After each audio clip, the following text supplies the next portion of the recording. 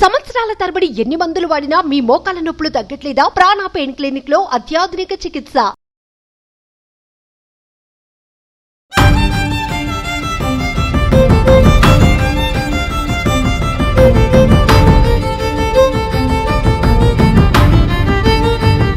మీరైతే న్యాయం చేస్తారు, మీ పైన మాకు నమ్మకం ఉంది అని చెప్పి ఎంతో మంది వస్తున్నారు. ఒంటి మీద ఏ బట్టలు లేకుండా బెల్ట్తో ఇష్టం వచ్చినట్టు కరెక్ట్గా 100 దెబ్బలు లెక్క పెట్టి కొట్టిండు మేడం.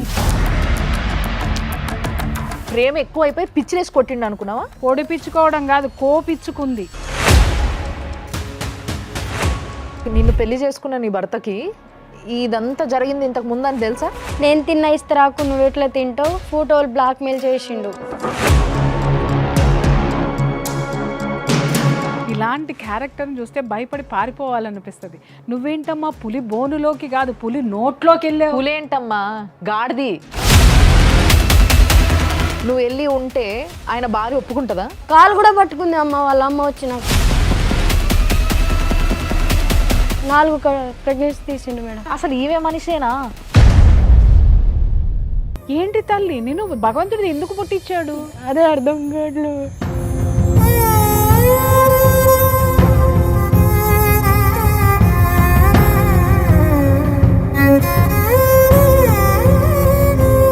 పడుకుంటాను నేను ఇట్లే దండగాలు కట్టుకుంటూ ఉంటాను, ఎవడేం పీక్కుంటాడో పీక్కో అని జిప్పు తీసి మరీ చూపిస్తున్నాను. ఊరికి వస్తుంది, మరి మీరు ఏం న్యాయం చేస్తారు ఆమెకి? ఆ భూమిలో ఆయన ఇద్దరు కొడుకు, నెక్స్ట్ ఈడో కొడుకు, ముగ్గురు మేడం. ముగ్గురికి ఆ ఎకరం భూమిలో పంచి ఇస్తామని వాళ్ళకి అమ్మ కొన్ని ఉంది. లేదు సార్, నేను 20 సార్లు పిటిషన్ ఇచ్చిన సార్. 20 సార్లా? మనం మర్చిపోతున్నాం కాబట్టే ఇట్లాంటి కేసులు ఎన్నెన్నో అయి కూర్చుంటున్నాయి. సుమన్ టీవీ ప్రేక్షకులకి నమస్తే. ఈరోజు లైఫ్ జర్నీ.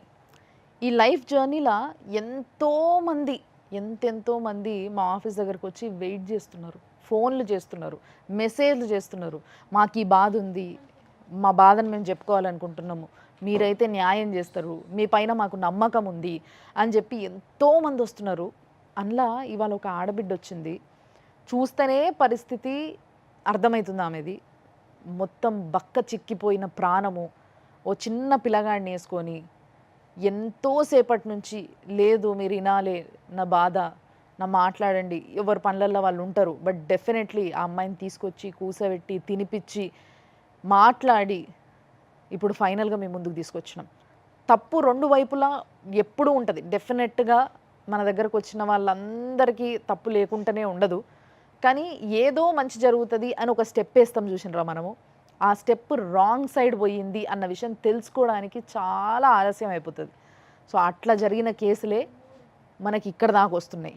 కాబట్టి దయచేసి ఆడపిల్లలందరికీ ఈ ఎపిసోడ్ చూసిన తర్వాత కూడా నేను మళ్ళా చెప్తున్నా, తిరిగి చూడండి, ఆలోచించండి. మనం ఒక డెసిషన్ తీసుకునే ముందు కరెక్టా కాదా ఆలోచించి పెద్దల్ని అడిగి, పెద్దలు ఎందుకు చెప్తారు అనేది ఆలోచించి తీసుకోవాలి అని ఒక చిన్న రిక్వెస్ట్. ప్రతిసారి హయ్యర్ అఫీషియల్స్కి వీళ్ళకి మాత్రమే రిక్వెస్ట్ పెడతా ఉంటాం, కానీ నేను ఇదంతా అయిన తర్వాత మళ్ళీ మీకు చూయించే ముందు ఆడపిల్లలందరికీ కూడా రిక్వెస్ట్ పెడుతున్నా. అమ్మ అర్థం చేసుకోండి, ఒక ఊపులా మనం బాగా అందంగా ఉన్నాం, మనం చూసి ఒకడు పడిపోయిండు వెళ్ళిపోదాం కాదు. తర్వాత ఏం జరుగుతుంది, తేడా అయితే నీ బతుకు ఏంది అనేది ఆలోచించుకోవాల్సిన అవసరం ఎంతో ఉంది అని ఈరోజు చాలా స్పష్టంగా తెలిసిపోతుంది మీకు. మాట్లాడదాం మనం. సో మనతో పాటు ఈరోజు మన స్టూడియోలో మీకు అందరికీ తెలుసు కదా, ప్రియా చౌదరి అమ్మ ఉన్నారు.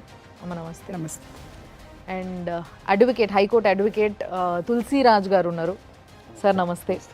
సో ఈరోజు మన దగ్గరికి సునీత చాలా అసలు గంపెడు బాధ నింపుకొని వచ్చింది. నాకు ఏదో ఒక విధంగా న్యాయం జరగాలి అని పోరాడుతుంది. మరి సుంతనే అడిగి తెలుసుకుందాము.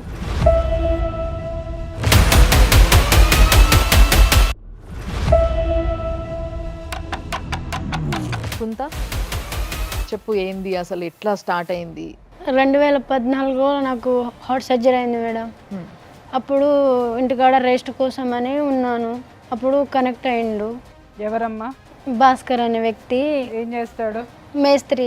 మీ ఊరు ఎక్కడ? మాది తానంచెర్ల మరిపేడ బంగ్లా, మొబ్బా జిల్లా మేడం. 2 సంవత్సరాల వరకు అలాగే కలిసి ఉన్నాం. కలిసి నువ్వు ఒక్కదానివే ఉంటావా ఇంట్లో? లేదు మేడం, అమ్మ నాన్నలందరూ ఉంటారు. మరి నీకు బాగాలేనప్పుడు ఆయన పరిచయం అయ్యి నీకు దగ్గర అవుతుంటే వాళ్ళు ఎవరు లేరా పక్కన? అంటే తెలియకుండా అలా ఉన్నాం మేడం. ఓకే.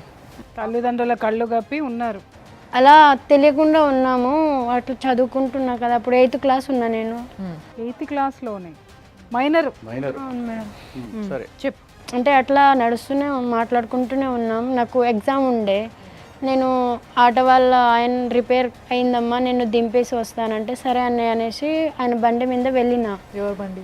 అంటే అక్కడ మేము మా ఊర్లో ఆటో వాళ్ళకి ఫస్టే ఛార్జ్ ఇచ్చేసినాం అన్నమాట. అక్కడ వెళ్తుంటే ఆయన దారిలో కలిసిండు. సునీత నీతో మాట్లాడాలి ఒకసారి రావా అనేసి పిలిచిండు. అప్పుడు నెక్స్ట్ డే ఏమో దీపావళి ఉండే. ఒంటి మీద ఏ బట్టలు లేకుండా బెల్ట్తో ఇష్టం వచ్చినట్టు కరెక్ట్గా 100 దెబ్బలు లెక్క పెట్టి కొట్టిండు మేడం.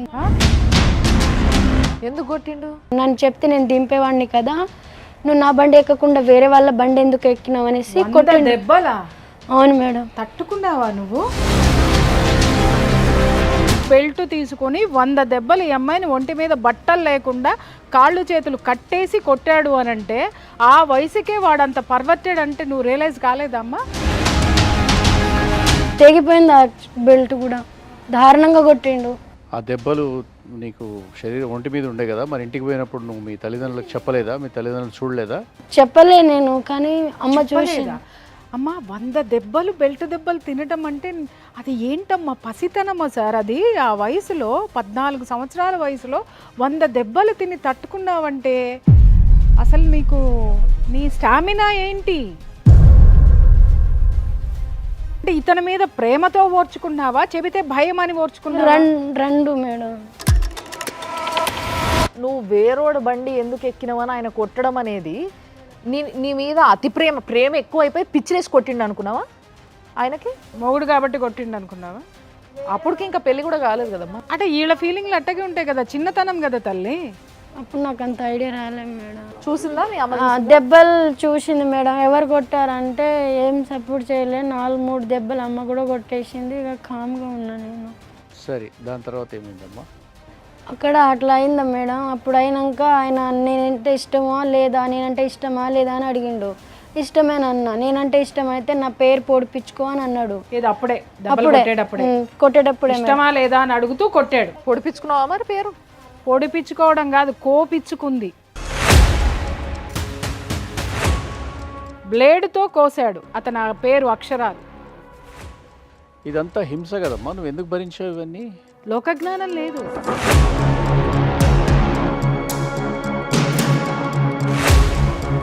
మరి ఆయనకు కూడా నువ్వు అంటే తెగ ప్రేమ ఉన్నది కదా, 100 దెబ్బలు కొట్టే అంత ప్రేమ. మరి ఆయనను కూడా నీ పేరు కోసుకోమనొద్దు? రాసుకున్నాడు మేడం. ఏడా? ఇక్కడ గుండె మీద రాపించుకోవచ్చు. ఇట్లా పచ్చబొట్ట?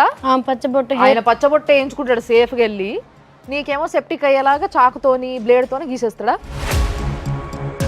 ఇట్లా తెలిసింది మా తమ్ముడు. ఒక 2 రోజుల వరకు నేను దాచిన తర్వాత తమ్ముడు తెలిసింది. ఏంటక్క ఏంటంటే ఇక అమ్మోళ్ళకి వాళ్ళు భయానికి కొట్టిండ్రు. అట్లా భయపడి నేను చెప్పేసిన. ఈయన పేరు రాసినాక అయితే ఊరోళ్ళందరూ దగ్గర అయినరు.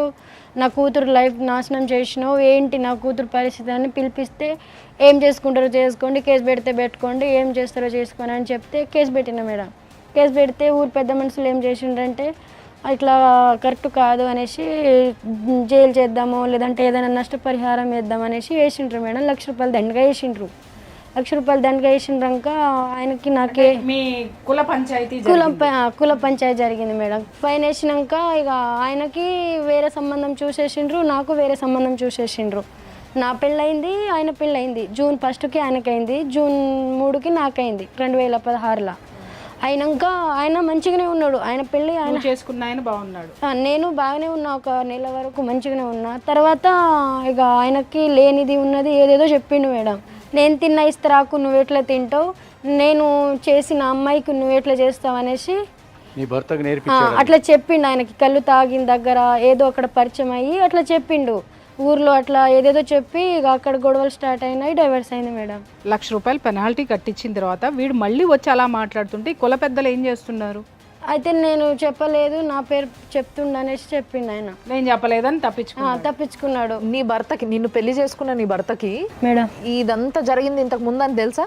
లేదు మేడం, తర్వాత చెప్పేసిండు. చెప్తేనే తెలిసింది. ఇంతకుముందు తెలిస్తే ఆయన డైవర్స్ ఎందుకు ఇస్తాడు మేడం? అప్పటి వరకు నీ భర్త నీతో బానే ఉన్నాడు, ఆయన చెప్పేంత 6 మంత్ చెప్పనంత వరకు బాగానే ఉన్నాడు. పెళ్ళైనాక 4-5 నెలలకి ఇక విడాకులు అయిపోయింది. ఇక ఆయన బానే ఉన్నాడు, ఆయన బాగానే ఉన్నాడు, ఆయన హ్యాపీగానే ఉన్నాడు. వాళ్ళ ఆవిడ బాగా కోఆపరేట్ చేస్తుంది ఆయనకి. అంటే విడాకులు అంటే మీ కుల పెద్దల సమక్షంలోనే అయింది, కుల పెద్ద అక్కడనే రాతపోత చేసి అవును విడిపించేసారు. సార్. ఆ తర్వాత నేను హైదరాబాద్కి వచ్చేసిన, పని చేసుకున్నా మేడం. మధ్య మధ్యలో ఈయన ఫోన్ చేస్తూ ఉంటాడు, మా నాన్న చచ్చిపోయిండు. ఎవరు? భాస్కర్ అనే వ్యక్తి. మా నాన్న చచ్చిపోయిండు, నాకు బాధగా ఉంది, నేను ఆమెను ఇష్టం లేకుండా పెళ్లి చేసుకున్నా, నువ్వు నాతో మాట్లాడగలవా ఇది అని చెప్తే నేను నమ్మలేను, నీతో నాకు ఎలాంటి రిలేషన్ లేదు, నాకు వర్క్ ఉందనేసి ఫోన్ కట్ చేసి బిస్టోన్లో పెట్టేదాన్ని మేడం. వేరే వాళ్ళ ఫోన్తో చేసేటోడు. ఆ సిమ్మే తీసేసిన. సిమ్ తీసేసినాక నేను 5 సంవత్సరాల వరకు ఆయనకి కాంటాక్ట్ లేను, అసలు ఆయన మొహం కూడా నేను చూడలేదు. ఓకే. ఊరికి వెళ్ళినా కానీ చూడలేదు. తర్వాత 2022లో నాకు మళ్ళీ పరిచయం అయిండు.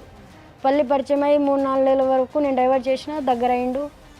ఎక్కడ పరిచయం అయ్యాడు? ఊర్లో మేడం, మా ఊరికి వెళ్ళిన కదా. ఊరికి వెళ్ళిపోయావు నువ్వు? ఊరికి వెళ్ళిపోయిన దగ్గర నుంచి మళ్ళీ దగ్గర అవడం, మళ్ళీ దగ్గర అవ్వడం, నువ్వు కరిగిపోయావు. దగ్గర అయ్యి ఇట్లా ఫోటోలు బ్లాక్మెయిల్ చేసిండు. ఎట్లా అంటే దగ్గర అంటే ఎట్లా అయిందంటే మేడం, నేను అమ్మాయి ఉన్నప్పుడు ఫోటోలు ఉండే కదా, ఆ ఫోటోలన్నీ బ్లాక్మెయిల్ చేసిండు అనమాట. ఈ ఫోటోలు అట్లా మీరిద్దరూ కలిసి ఉండగా న్యూడ్ గా ఉన్న ఫోటోలు ఉన్నాయా? అవును ఉన్నాయి మేడం, అతని దగ్గర ఉన్నాయి. అంత దగ్గర ఉన్నాయి. ఎప్పుడు తీసినాడు ఆయన? ఎట్లా తీసిండో నాకు తెలియదు కానీ ఫోటోలు అయితే ఉన్నాయి మేడం. భయంతో లొంగిపోయావు, మళ్ళీ ప్రేమ వచ్చి లొంగిపోయావా? గతి లేక లొంగిపోయావా? భయంతో లొంగిపోయినా ఈసారి మేడం. అంటే ఆయన ఇండైరెక్ట్గా మా తమ్ముడిని పంపిస్తా, నేను స్టేటస్ పెడతాను, ఆల్రెడీ స్టేటస్ పెట్టేసిండు. కొన్ని ఫోటోలు చూసిన వాళ్ళందరూ నాకు ఫోన్ చేసిండ్రు, ఏంటి సునీత అంటే అది పాత ఫోటోలు అన్నా, నాకు తెలియదు అనేసి ఏదో వాళ్ళని నేను మొహం చూపలేకపోయినా. చూసారు, చూసిన వాళ్ళు ఎవరు కూడా వాడి కాళ్ళు చేతులు ఆయనకే సపోర్ట్ ఉండే మేడం. ఆ ఊరంతా అబ్బాయి అనగా 100 చేస్తాడంట మేడం. అబ్బాయి అంటే 100 చేస్తాడు. అలాగే ప్రతి ఒక్క కూతురు తండ్రి కూడా ఓర్చుకుంటాడా? ప్రతి ఒక్క కూతుర్ని మీ ఊర్లో ఉన్న ప్రతి ఆడపిల్లని ప్రతి మగాడు చేసుకున్న మగాడో లేకపోతే పక్కనున్న మగాడో ఇట్లా 100 కొరడా దెబ్బలు కొట్టేసి బెల్ట్తో కొట్టి బ్లేడ్తో కోస్తే ప్రతి తండ్రి ఒప్పుకుంటాడంటనా మగాడు ఇట్లాగే చేస్తాడు అంటున్నారు మేడం. 100 మంది దగ్గర పోతాడు, ఆడోళ్ళ దగ్గర ఉండాలి అనేసి చెప్తుండ్రు. సరే, ఈ విషయాలు మాట్లాడినరో మీ ఊరు పెద్ద మనుషులు, ఈ మాట మాట్లాడిన పెద్ద మనుషులు, వాళ్ళ నంబర్లు ఎవరు ఉన్నాయా? నెంబర్లు అంటే సర్పంచ్ ఒకరు ఆయన ఉంది. ఆయన అన్నాడా ఈ మాట? మొగడన్నాక చేసిండు, నీకు తెలియలేదమ్మా అని అన్నాడు మేడం. సర్పంచ్ గారికి నేను అడుగుతున్నాను, సర్పంచ్ గారు మీరు ఊరికి పెద్ద అంటే తండ్రితో సమానం అండి. మీరు ఒక ఆడపిల్లని 100 దెబ్బలు కొట్టి హింసించి కాపురం నాశనం చేసి బ్లేడ్లతో ఒంటి మీద కోస్తే మగాడన్న తర్వాత 100 చేస్తాడు అని మీరు మాట్లాడారు. గుండెల మీద చేయేసి చెప్పండి, మీరు కొలిచే దేవత సాక్షిగా మీరు చెప్పింది కరెక్టేనా? ఇదే మీ కన్న బిడ్డని ఎవరైనా ఇలాగే చేస్తే ఏ కోర్టుకి వెళ్లకుండా ఇదే శుద్ధులు మీరు చెప్పగలరా? సార్, మగాడు అనేటటువంటి ఒక అహంభావాన్ని పెంచి పోషిస్తూ మీరు ఈ సమాజంలో ఆడపిల్లల్ని బతకనివ్వరా అండి? నీకు బుద్ధి లేదా? ఆయనని ఎందుకు ఏడిపిస్తున్నావు? ఆయనని ఎందుకు కేసులో రప్పిస్తున్నావు? నీకేం కావాలి? 2 లక్షలు తీసుకొని ఎక్కడైనా దూరంగా పారిపోవచ్చు కదా అనేసి సర్పంచ్ వాళ్ళ నాన్న, సర్పంచ్ వాళ్ళ భార్య, పిల్లలు లేరా అమ్మా? ఒక పాప. వాళ్ళు ఎందుకు లేరు మేడం? వాళ్ళందరికీ పిల్లలు ఉన్నారు, కానీ ఆయనకే సపోర్టు. చెప్పమ్మా, తర్వాత ఏం జరిగింది? నువ్వంటే నాకు ఇష్టం, నువ్వు నాతో ఉండు, నేను మంచి చూసుకుంటా, లేదంటే ఫోటోలు నేను పంపాలో ఆడికి పంపించేస్తా, నువ్వు ఎట్లా బతుకుతావో వేరే ఆయనతో ఎట్లా ఉంటావో నేను చూస్తా, లేదంటే నేను చంపేస్తాననేసి బీర్ల సీసాలు ఉంటాయి కదా మేడం, అవి పలగొట్టి నోట్లో వేసుకుండు. మింగాడా? వేసుకుండు, మింగలే మేడం. నువ్వు నాతో ఉండకపోతే నేను ఇట్లా చచ్చిపోతా. అమ్మ, ఎవరికైనా ఇలాంటి క్యారెక్టర్ని చూస్తే భయపడి పారిపోవాలనిపిస్తుంది. నువ్వేంటమ్మా పులి బోనులోకి కాదు పులి నోట్లోకి వెళ్ళావు. పులేంటమ్మా, గాడిది, వాడు గాడిది, పులెక్కడ? ఆ తర్వాత మందు ఉంటుంది మేడం. మందు మింగేస్తే అది సబ్బు నీళ్ళతోటి కక్కిచ్చిండ్రు. మందు కూడా తాగేశాడా? మందు తాగేసిండ్రు. తర్వాత ఫస్ట్ ఎవరికి చెప్పకుండా 10 నిమిషాలు సైలెంట్. వాళ్ళ ఇంట్లోనే మేడం, అది మందు తాగేసింది వాళ్ళ ఇంట్లో. ఆవిడ ఉందా? వాళ్ళ ఆవిడ ఉంది, వాళ్ళ ఫ్యామిలీ మొత్తం ఉంది. వాళ్ళేమి వారించలేదు అతన్ని, ఇదేం పోయే కాలం నీకని చెప్పి? వాళ్ళు ఆయనకి సపోర్ట్ మేడం అంతా, ఆయన ఏ తప్పు చేసినా సపోర్టు. ఇప్పుడు సరే, ఆయన నిన్ను అడిగిండు ఆయనతో ఉండమని, నువ్వు వెళ్ళి ఉంటే ఆయన భార్య ఒప్పుకుంటుందా? ఆమె ఒప్పుకున్నాను, నాకు ఫోన్ మాట్లాడింది, ఇంట్లోకి వచ్చేసాయి, లేదంటే బయట ఉంటే బయట ఉండు, నీ వల్ల మాకు టార్చర్ పెడుతుండు, నువ్వు నేను ఇద్దరం కలిసి ఉందామని చెప్పింది మేడం. ఆ రికార్డింగ్ కూడా ఉన్నాయి. ఈ ఆడ స్త్రీ జాతికి నమో నమః. నిజం చెప్తున్నా. అందుకంటే అంత పర్వర్టెడ్ నేచర్ని తట్టుకున్న నువ్వు ఇంకెంత ఇది ఉన్నావో, అలాగే మీ ఇద్దరిని కలిసి భరించడానికి ఆ కుటుంబ సభ్యులు కూడా వాడు పెట్టే టార్చర్ భరించలేక ఒక పులికి ఒక ఆహారం కింద ఒక జింక పిల్లని వేసేసినట్టు, అమ్మ నువ్వు రామ్మ, నువ్వు కాపురం చేయి, వాడు నిన్ను కొడతాడు, నిన్ను తిడతాడు, మమ్మల్ని మాత్రం రక్షించు అని చెప్పేసి నిన్ను తీసుకొని దాంట్లో పెట్టేసి కాలు కూడా పట్టుకుంది అమ్మ, వాళ్ళ అమ్మ వచ్చిన. మహిళా మనులు నమస్కారం తల్లి. వినడానికే చాలా రోత ఉంది నాకైతే. ఒక్క నిమిషం ఆగమ్మా, ఆయన భాస్కర్ అనేట ఆయనకు ఫోన్ చేద్దాం మేడం. ఇంత విచిత్రమైన క్యారెక్టర్ని నేనైతే అసలు ఎప్పుడూ చూడలేదు, వినలేదు. The number you have dialed is currently busy. Please try later. The number you have dialed is currently busy. Please. Busy అని వస్తుంది, చేద్దాము. నీకు కొడుకున్నట్టున్నాడు కదా, మరి ఆయన ఎవరికి పుట్టిండు ఆ కొడుకు? భాస్కర్ మీరు ఈ మాత్రం దానికే అంత ఆశ్చర్యపోతున్నారు? ఆవిడ చెప్పనివ్వండి. అట్లా ఫోటోలు బ్లాక్మెయిల్ చేసిండు, నేను పెళ్లి చేసుకుంటా, నాతో ఉండు, నేను ఇల్లు కట్టిస్తా, నిన్ను చూసుకుంటా, మేము చూసుకుంటా, వేరే ఆయన చేసుకుంటే మాత్రం నువ్వు శవమే సునీత, నువ్వు నాతో ఉంటే మంచిగా ఉంటుంది, వేరే ఆయన ఎవరితో ఉన్నా నేను చంపేస్తా, లేదంటే ఏది చేయాలో అది నాకు తెలుసు, అది చేసేస్తా అని చెప్పిండు. తాళి కట్టాడా? కట్టిండు మేడం. కట్టాడు మేడం. ఎవరి సమక్షంలో? ఒక్కరే, ఎవరికి చెప్పకుండా బలవంతంగా కట్టిండు. అంటే నువ్వు నాతో ఉండాలి కంపల్సరీ, నేను కట్టేస్తా అని కట్టేసిండు మేడం. నీకు తాళి కట్టినప్పుడు ఏమైనా ఫోటోలు కానీ ఏమైనా ఉన్నాయా? ఫోటోలు ఉన్నాయి మేడం, ఫోటోలు, రికార్డింగ్లు, ఆల్మోస్ట్ మొత్తం ప్రూఫ్ ఉండే. బట్ ఆయన నన్ను కొట్టి తీసుకెళ్ళిపోయిండు, దారుణంగా కొట్టిండు మేడం. ఇప్పుడే గాయాలు మాయమైనాయి, కడుపులో గుద్దిండు, కుట్ల మీద గుద్దిండు, ఇట్లా ఇక్కడ. హార్ట్ పేషెంట్ అమ్మ నువ్వు. అవును మేడం, స్పాట్ గా డెడ్ అయిపోవాలి, నువ్వు చచ్చిపోతే నేను 3 నెలలు జైలుకి పోయి వస్తా, నేను బతకనియను, నువ్వు నన్ను ఏడబెడితే ఆడబెడుతున్నావు, నువ్వు చంపేస్తా, నాకు నచ్చినట్టు నేను చేసినా, నేను నచ్చినట్టు నా టైప్లో నేను అన్నీ యూజ్ చేసుకున్నా, ఇప్పుడు నువ్వు నాకు అవసరం లేదు, అప్పుడు బాగుండేదానివి, ఇప్పుడు నువ్వు బాగలేవు అట్లా అంటాడు. ఇప్పుడు ఈ బిడ్డ పుట్టాడు కదమ్మా? పుట్టిండు మేడం. ఈ బిడ్డ పుట్టక ముందు అతనితోటి నువ్వు ఎన్నాళ్ళు కలిసి ఉన్న తర్వాత ఈ బిడ్డ పుట్టాడు? సంవత్సరం తర్వాత మేడం. సంవత్సరం తర్వాత.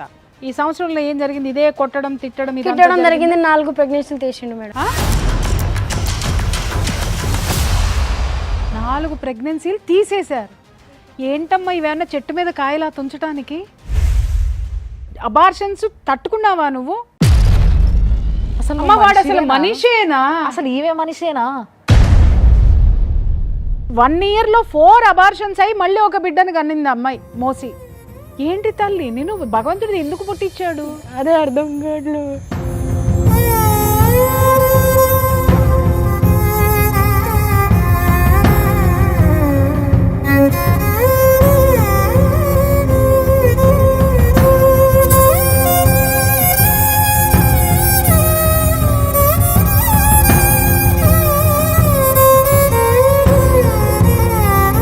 ఆ దరిద్రుడు ఎవరైతే ఉన్నారో, ఆ మహాత్ముడు ఎవడైతే ఉన్నాడో వాడిని ప్రపంచానికి చూపించాలి.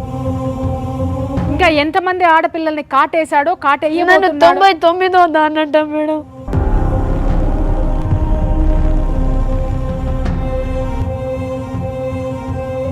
శిశుపాలుడి లెక్క సరిపోయిందమ్మా. 99వ దానివి. నేను పడుకుంటాను, నేను ఇట్లే దండగాలు కట్టుకుంటూ ఉంటాను, ఎవడేం పీక్కుంటాడో పీక్కు అని జిప్పు తీసి మరీ చూపిస్తున్నాను.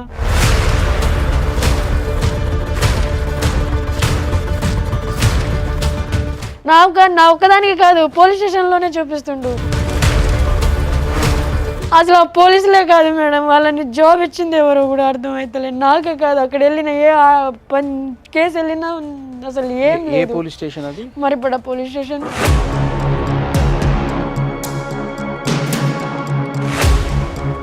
ఒక ఆడపిల్ల వెళ్ళి నేను ఇట్లా మోసపోయాను అనంటే ఇది మరి మా దౌర్భాగ్యమో, మరి ఈ ప్రభుత్వం యొక్క నిర్లక్ష్యమో, లేకపోతే పోలీసు వారికి ఆడపిల్లల పట్ల ఉన్న కోపమో తెలియడం లేదు.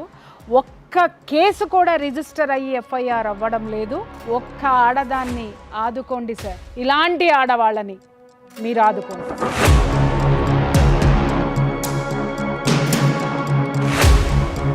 హలో హలో హలో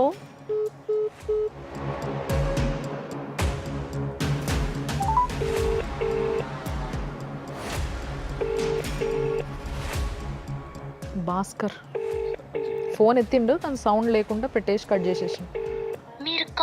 వాళ్ళకి ఫోన్ చేశారా? అది సంగతి. ఇప్పుడు పోలీసుల దగ్గరికి నువ్వు వెళ్తే ఏం చేస్తున్నారమ్మా? కంప్లైంట్ ఇస్తే ఏ కంప్లైంట్ ఇచ్చిన సార్, నేను కంప్లైంట్ ఇచ్చినప్పుడు పిలిపించి 422 అది మామూలు చీటింగ్ కేసు వేసి నాకు సఖి సెంటర్కి పంపిండ్రు. నేను అందరు ఉండి నేను ఎందుకు మీ దగ్గర ఉండను మేడం, నేను సార్ వాళ్ళ దగ్గర వెళ్ళి నాకు ఏదైనా చేయండి సార్. కేసు కట్టిర్రా? కేసు కట్టిరు కదా? 420 కట్టిండ్రు సార్. కట్టిర్రా? నీ దగ్గర ఏం ఆధారాలు ఉన్నాయమ్మా, నువ్వు ఎందుకు నీకు పెళ్ళి అయినట్టు లేదు ఏం లేదు. నేను ఆల్రెడీ ఫోటోలు చూపించిన అని నాకు ఏం జరిగినాయో మంచి చెడు అనే ఫోటోలు నేను రమాదేవి మేడం అనే పవన్ సార్ అనే వాళ్ళకి చూపించిన, పాత ఎస్ఐ సార్కి. అవి వాళ్ళు చూసిండ్రు, అయినా కూడా సరే ఆయనకి వెళ్ళే మాట్లాడిండ్రు. మేమేం చేస్తామమ్మా, మా మాట వినట్లేదు, ఇక్కడ సార్ అసలు ఆ సెంటర్లు పెట్టింది ఎందుకు సార్?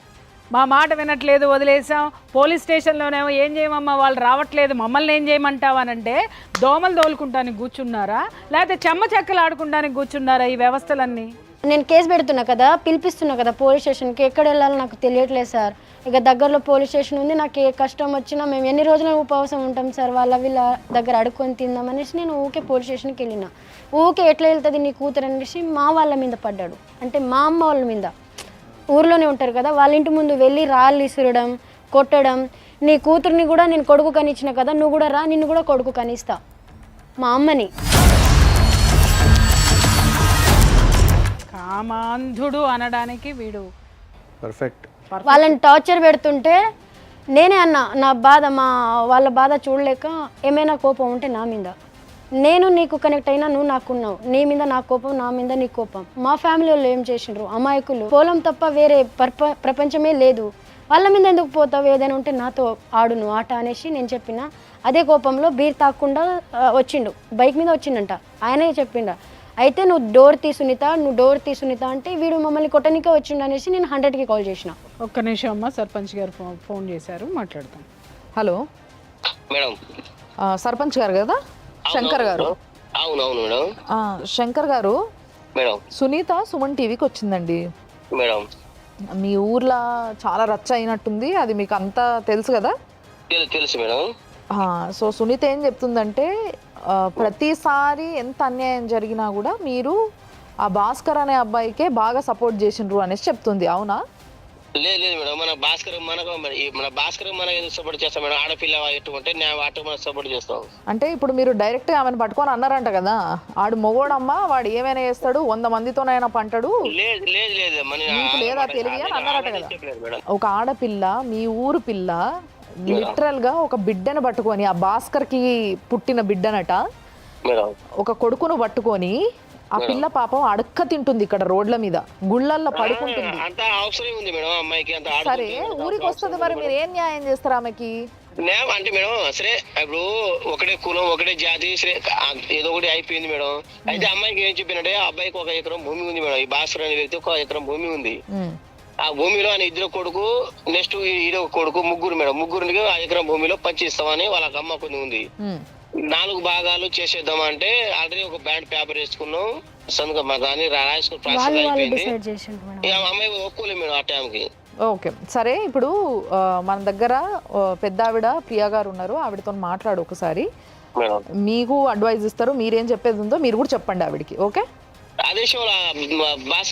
ఫోన్ చేస్తే చేసిన ఆయన ఎత్తలేదు, ఒకసారి ఎత్తి మాట్లాడకుండా కట్ చేసిండు, మళ్ళీ ఎత్తుతలేడు. నేను చేస్తా గానీ మీరు ఒకసారి మాట్లాడండి. హలో మేడం నమస్తే అండి. నమస్తే అండి. మొదటి నుంచి ఈ అమ్మాయి స్టోరీ మీకు తెలుసు ఏం జరిగిందనేది, ఓకే? సరే జరిగిందంతా తెలుసు. ఇప్పుడు మీరేమంటున్నారు, ఆ అమ్మాయి కొన్ని ఎలిగేషన్స్ చేస్తుంది, మీరు కాదు అంటున్నారు. సరే మేము మిమ్మల్నే నమ్ముతాం. ఇప్పుడు ఆ అమ్మాయికి 1 సంవత్సరంలో 4 అబార్షన్లు చేయించాడు.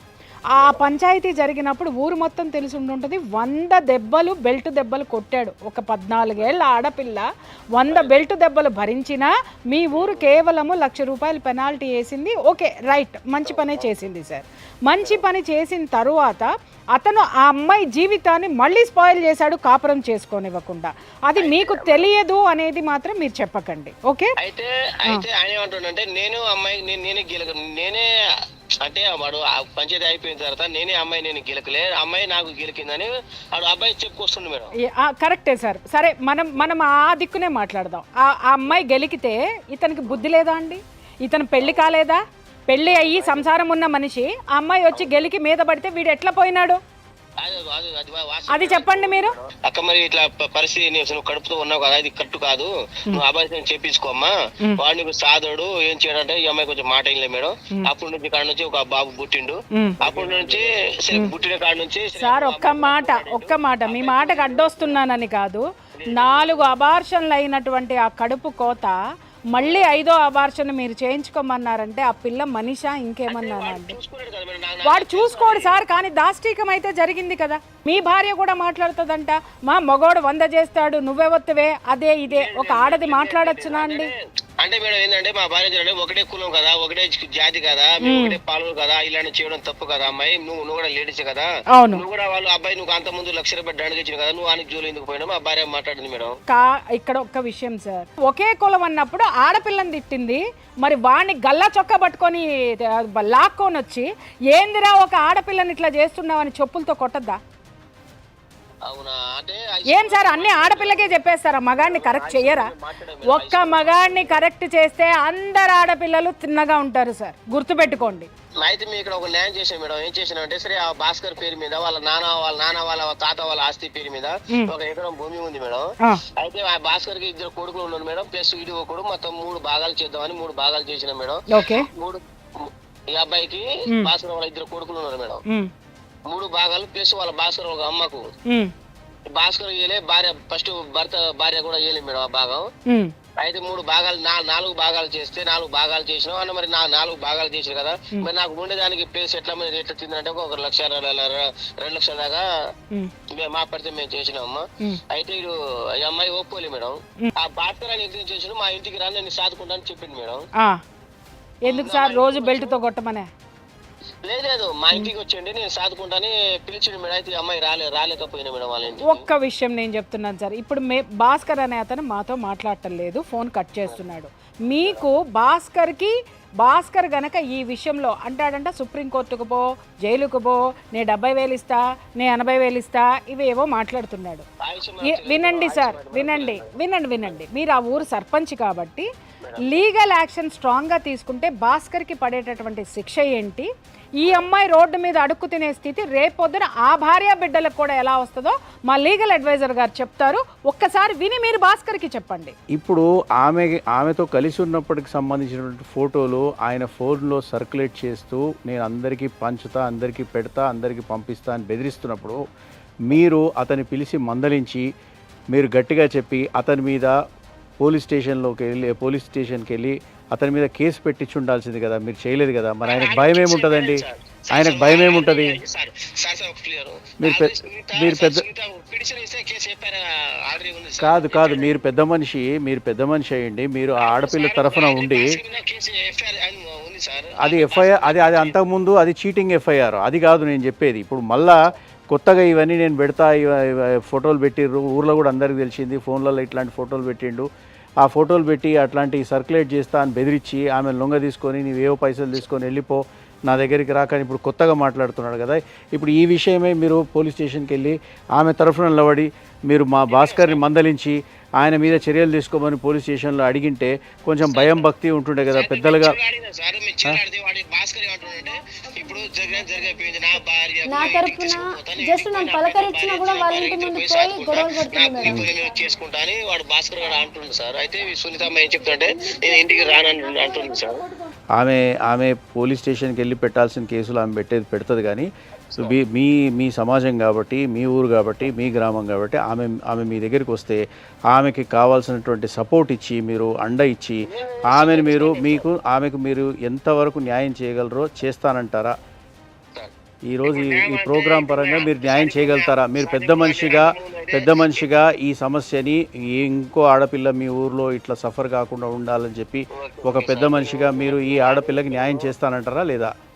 ఇప్పుడు వీళ్ళు మాట్లాడితే నేను న్యాయం చేస్తా, కానీ ఇప్పుడు ఆ అమ్మాయి చెప్పిందాక వాడు ఏనంటుండు, వాడు ఏందాక అమ్మాయి ఒప్పుకుంటే మన నేను న్యాయం చేస్తాను సార్.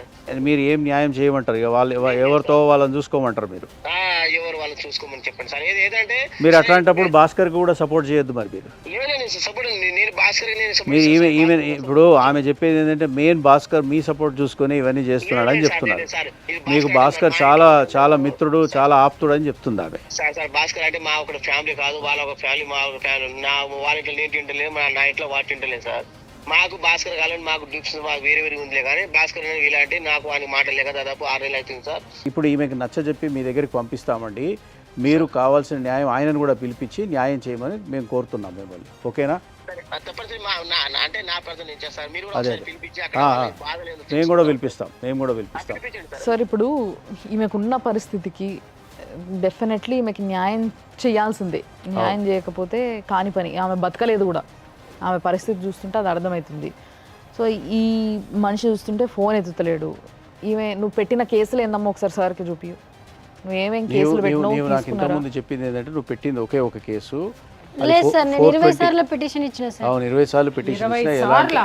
అవును మేడం, లెక్క ప్రకారం ఆ పిటిషన్లు అన్నీ ఉన్నాయి. ఉన్నాయా? ఉన్నాయి మేడం. మేమేం చేస్తాం, నువ్వు రోడ్డున పోయి పడుకొని కన్నా మమ్మల్ని ఏం చేయమంటావమ్మా అనేసి నన్నే బెదిరిస్తున్నారు, నన్నే తిడుతున్నారు. ఆయన వెళ్ళే కొద్ది ఇట్లా జేబు నుంచి ఇట్లా ఇచ్చిపోతాడు. నేను కళ్ళారా చూసుకున్నా. అవును మేడం, వాళ్ళ ముందే అంటాండ్రు నేను చూసుకొని పోండి సార్, ఏం చేస్తారు చేయండి, ఊరి శిక్ష చేస్తారా వేయండి, ఏం చేస్తారు, డబ్బులు తీసుకొని నన్నే కొడతారేంటి సార్ మీరు? వాళ్ళ మీదే పోతుండు. వాళ్ళు డబ్బులు తీసుకుంటున్నారా? ఇండైరెక్ట్ గా అన్నాడు, డబ్బులు తీసుకొని నన్నే నా మీద చేయలేపుతున్నావు ఏంటి సార్ అనేసి ఎస్ఐ సార్నే అన్నాడు. నువ్వు ఎస్పీ గారు కానీ ఎస్పీ సార్ దగ్గర వెళ్ళిన, కలెక్టర్ దగ్గరికి వెళ్ళారా? కలెక్టర్ గారి దగ్గరికి వెళ్ళారా? ఏమన్నారు వాళ్ళు? కలెక్టర్ సార్ ఏమో సఖి సెంటర్ కి రాశారు సార్. సఖి సెంటర్ సఖి సెంటర్ వాళ్ళు ఫోన్ చేశారు, రండి ఇక్కడ మీ ఫ్యామిలీని తీసుకొని రండి మాట్లాడాలి, అమ్మాయి ఇలా వచ్చింది అని అంటే నేను రాను, మీరు తల తీసుకుంటారా తీసుకోండి, కేసు చేస్తారా కేసు చేసుకొని నాకు ఫోన్ అయితే చేయకండి అలా చెప్పింది సార్.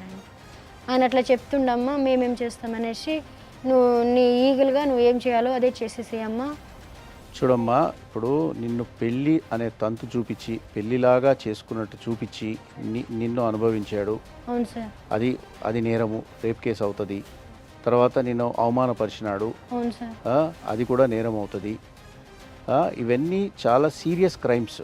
అమ్మాయి బిడ్డ పుట్టిన తర్వాత ఇప్పుడు ఈ బిడ్డని నేను వదిలేసేసి చావమని చెప్పేసి ఆ అమ్మాయిని వదిలి వెళ్ళిపోతూ అతను మాట్లాడినటువంటి ఒక మాట, మిస్టర్ భాస్కర్ పంచాయతీ చేసి ₹1,00,000 ఫైన్ వేశారు కదండి.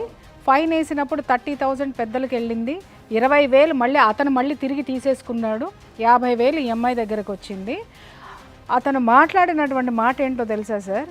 ₹1,00,000 నా దగ్గర పంచాయతీ చేసి మీరు వసూలు చేశారు, ఆ ₹1,00,000కి వడ్డీ వీడు బాబు.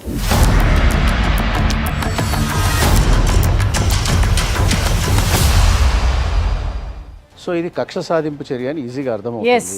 కాబట్టి ఈ కక్ష సాధింపు చర్య నువ్వు మళ్ళీ పోలీస్ స్టేషన్కి ఒక ఫ్రెష్ పిటిషన్ తీసుకొని వెళ్ళు. వాళ్ళు కనుక మళ్ళీ తీసుకోకపోతే నువ్వు ఒక అడ్వకేట్ని పెట్టి కోర్టులో మ్యాజిస్ట్రేట్ గారు ఉంటారు, అక్కడ వెళ్ళి కంప్లైంట్ వేసి ఇన్నిసార్లు నేను కంప్లైంట్ ఇచ్చాను, ఈ రకమైనటువంటి నేరాలు చేశాడు అతను అని చెప్పి. ఆ పిల్లకి అడ్వకేట్ ని పెట్టుకునేంత శక్తి కానీ అవి ఏవి లేవు. లీగల్ సర్వీసెస్ అథారిటీ కూడా మీకు నేను కూడా గైడ్ చేస్తాను.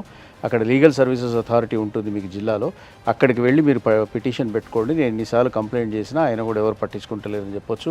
మీరు అలాగే హ్యూమన్ రైట్స్ కమిషన్ దగ్గరికి వెళ్ళి కూడా మీరు అప్లికేషన్ పెట్టుకోవచ్చు, నాకు న్యాయం చేయట్లేదు పోలీసులు అని చెప్పి, అది అట్లా కూడా చేయొచ్చు. కాకపోతే నీ మీద జరిగినటువంటి అత్యాచారము, నీ మీద జరిగినటువంటి ఇప్పుడు మీరు పర్సనల్గా ఉన్న ఫొటోస్ నేను వైరల్ చేస్తా అని చెప్పి అతను చెప్పింది కూడా, అది కూడా నేరమే సెక్షన్ 292లా. సో ఇవన్నీ కూడా నేరాలు, ఘోరమైనటువంటి నేరాలు.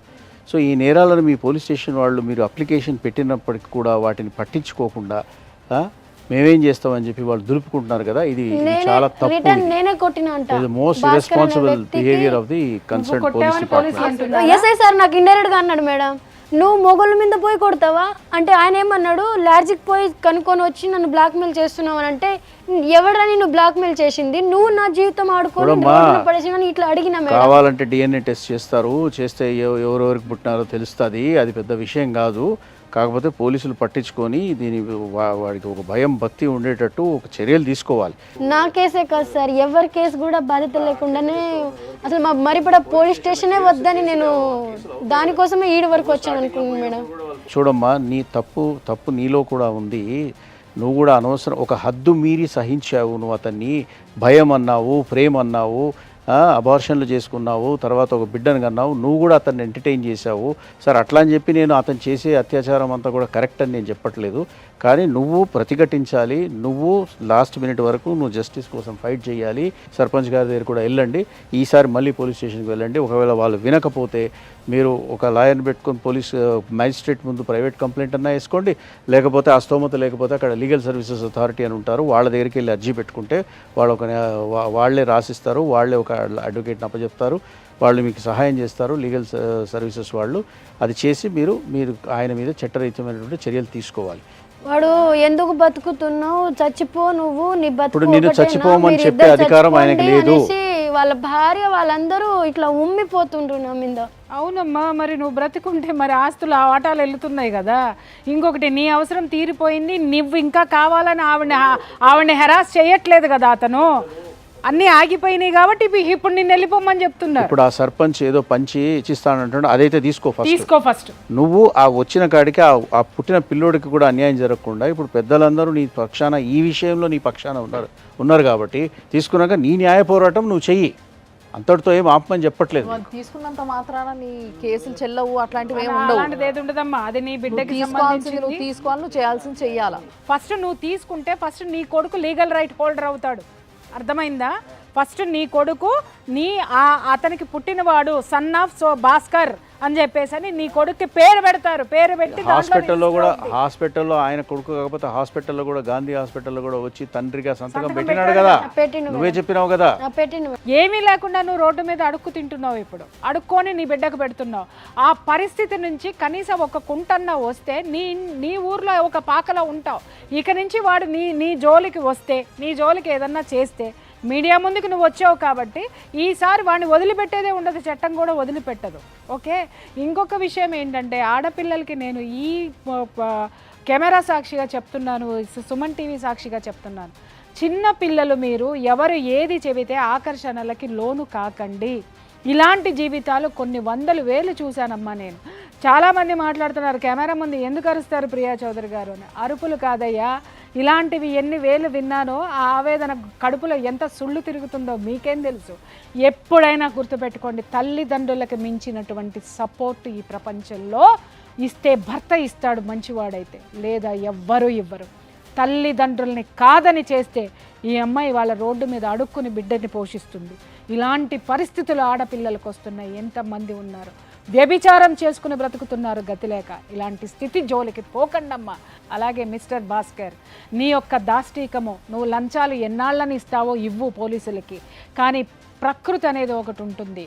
అలాగే నీకు ఏదో ఒక రోజున నువ్వు కనీసం అరిస్తే నోట్లో నీళ్లు పోసేటటువంటి సిచ్యువేషన్ లేనటువంటి స్థితిని ఒక ఆడదాని ఉసురుని ఎదుర్కొంటావు అనేది మాత్రం నేను ఈ కెమెరా సాక్షిగా మాత్రం చెప్తున్నాను. దయచేసి నీ బిడ్డని, నీ భార్య, ఆమె కూడా తాళి కట్టావు, నీ భార్య ఏలుకోకపోయినా సరే హింసించటం మానే. ఆమెకి రావాల్సింది కనీసం ఒక షెల్టర్ ఏర్పాటు చేయి. నువ్వన్నావు చూసావా, 1,00,000 రూపాయలకి వడ్డీ ఇది అని. ప్రకృతి కూడా నువ్వు చేసిన 1,00,000 తప్పులకి వడ్డీతో సహా తిరిగి నీకు ఇస్తుంది బిడ్డ, గుర్తుపెట్టుకో. ఇప్పుడు సార్ చెప్పినట్టుగా ఏవైతే కేసులు వేసుకోవాలి, ఏవి వేసుకుంటే నీకు న్యాయం జరుగుతుంది, అవన్నీ కూడా నీతో చేపించే ప్రయత్నం మేము చేస్తాం. నువ్వు సపోర్ట్ చేస్తే నీకు వెయ్యాలని ఉంది కాబట్టి 20 సార్లు ఓపికగా ఏ సపోర్ట్ లేకుండా పోయి నువ్వు పిటిషన్ వేసి వచ్చినావంటే నీకు సపోర్ట్ ఉంటే ఒక్కసారి వేస్తే సరిపోతుంది. ఆ 20 సార్లు పోయి ఎంత దారుణంగా ఒళ్ళంతా బిడ్డతో దుప్పట్లు లేవు, ఏమి లేవు. 20 సార్లు పోయిన వాళ్ళకల్లా అక్కడ కేసు చేసి ఫోన్ చేస్తే ఆయన నైట్ 12ంటికి వచ్చి కొట్టుడే కొడతాడు. సార్ నిజంగా ఆ ఊరి పోలీస్ స్టేషన్ లో ఉన్నటువంటి ఎస్ఐ గారికి చెప్తున్నాను, సార్ ఒక్కటే మాట నేను చెప్తున్నాను, మీరు ఎందుకు సార్ ఒక ఆడపిల్ల కన్నీళ్లు తుడవడానికి పోలీస్ స్టేషన్ ఉందా? ఒక దుర్మార్గుడిని వదిలేయడానికి చట్టం ఉందా? ఆ పిల్ల గుడిలో పసిబిడ్డనేసుకొని పడుకొని తిండి లేక ఆ అమ్మాయి నీళ్లు తాగి అడుక్కున్న డబ్బులతో పిల్లవాడికి పాలు పడుతుంది. తెలుసా మీకు ఆ సంగతి? గుండె అనేది ప్రతి ఒక్కళ్ళకి ఉంటుంది సార్. దయచేసి దాని ద్వారా ఆలోచించండి. ఆ గుండె ఏ సాక్ష్యం చెప్తుందో ఆ సాక్ష్యంతో ఆ అమ్మాయికి న్యాయం చేయండి అని మాత్రమే రిక్వెస్ట్ చేస్తున్నాను నేను మిమ్మల్ని. మనం అందరం మనుషులం అన్న విషయం మర్చిపోకపోతే ఇట్లాంటి వాళ్ళు ఉండరు ఈ సమాజంలో. మనం మర్చిపోతున్నాం కాబట్టే ఇట్లాంటి కేసులు ఎన్నెన్నో అయి కూర్చుంటున్నాయి. కాబట్టి దయచేసి సుమన్ టీవీ తరఫున మిమ్మల్ని మేము రిక్వెస్ట్ చేసుకుంటున్నాం, ఇప్పుడుకైనా ఆమె పిటిషన్ తీసుకోండి, ఆమెను పిలిచి మరీ తీసుకోండి. అన్నిసార్లు వచ్చింది. ఆ కేసుని కొంచెం ముందుకు తీసుకెళ్ళి ఆ పిల్లకి న్యాయం అయ్యేలాగా చేసి ఆ కొడుకుకి ఈ పిల్లకి ఇంత షెల్టరు ఇంత తిండి దొరికేలాగా చూడండి. మేము కూడా తప్పకుండా ఈమె కేసుని ఫాలో అప్ చేస్తూ ఉంటాము. అండ్ డెఫినెట్గా ఈమెకి ఏదో ఒక పని కూడా కల్పించే ఆలోచన చేస్తాం. ఏదో ఇంత ఆమెకి ఎంతో అంత ఆమె కొడుకు తినే అంత ఏదో ఒక చిన్న పని చేసుకునేలాగా పని కల్పించే అవకాశం కూడా మేము ఆమెకి ఇస్తాము. కాబట్టి మీ అందరికీ చూస్తున్న ప్రతి ఒక్కరికి చెప్తున్నా, ఇట్లాంటి వాళ్ళు ఎంతోమంది ఉంటారు. మనం పట్టించుకోకపోతే పాపం వాళ్ళ జీవితం ఏమైపోతుంది? దేవుడు అంతో ఎంతో మనకి ఇచ్చిండు, మనం బాగున్నాము అంటే సరిపోదు కదా, మనం కూడా ఏదో ఒకటి చేయాలి కదా సమాజానికి. సో దయచేసి ఇట్లాంటివి ఎన్నో ఉంటే మన చుట్టూ పట్టించుకోవాలని కోరుకుంటూ ఈరోజు ఈ అమ్మాయికి ఎలాంటి న్యాయం చేయాలి అనే దాని గురించి ఒక చిన్న స్టెప్ మాత్రమే తీసుకున్నాము. బట్ తప్పకుండా న్యాయం చేసి తీరుతుంది సుమన్ టీవీ. ఇది మాత్రం గుర్తుపెట్టుకోండి. చూస్తూనే ఉండండి సుమన్ టీవీ.